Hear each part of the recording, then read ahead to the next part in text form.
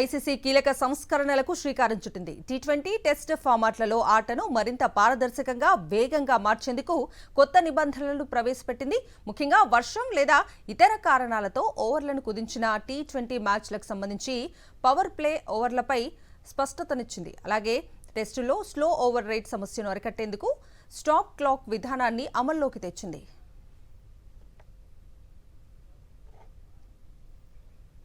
ఇకపై కుదించిన టీ20 మ్యాచ్లలో పవర్ ప్లే ఓవర్లను రౌండ్ ఫిగర్ కాకుండా ఖచ్చితమైన లెక్కల ఆధారంగా నిర్ణయిస్తారు. ఇప్పటివరకు 8 ఓవర్ల మ్యాచ్కు 2.2 ఓవర్లు మాత్రమే పవర్ ప్లే ఉంటుంది.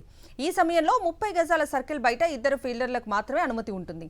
ఈ మార్పుల వల్ల మ్యాచ్ నిడివి ఎంత ఉన్నా ఫీల్డింగ్ పరిమితుల విషయంలో అన్ని జట్లకు సమాన అవకాశాలు లభిస్తాయని ఐసీసీ భావిస్తోంది. ఈ కొత్త పవర్ ప్లే నిబంధనలు జూలై నుంచి అంతర్జాతీయ టీ20 మ్యాచ్లకు వర్తిస్తాయని ఐసీసీ స్పష్టం చేసింది.